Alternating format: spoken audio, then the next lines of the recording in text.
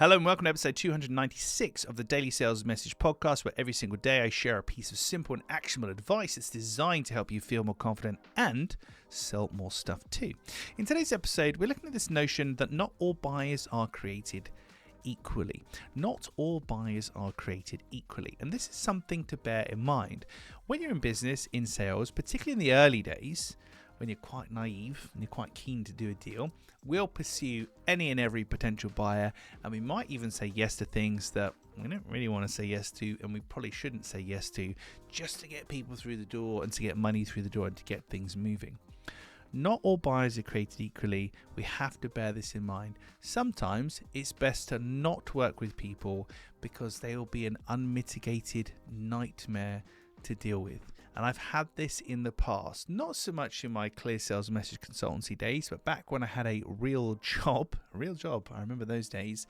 Sometimes you can just get a sense of people who are extremely difficult to deal with, who are never happy, and who are just going to drain your energy and drain your time. A good friend of mine said to me many years ago, two types of people in this world: radiators and drains. People that radiate energy and people that drain energy from you.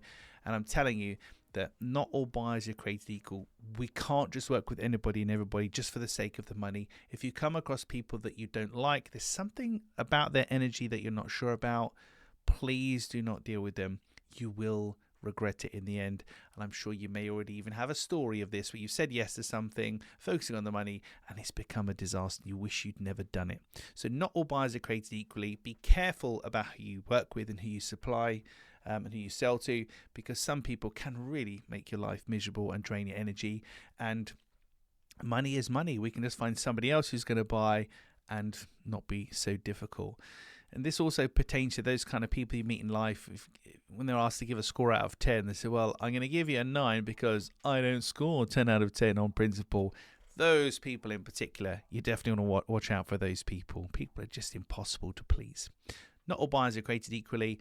Make sure you're dealing with people that you like and that you trust and that aren't draining your energy. And if you're really desperate for business, put your focus into finding more people. So don't chase them, replace them. Put your effort into finding more people rather than kind of just discounting on your morals and your standards just to get money through the door because you have to.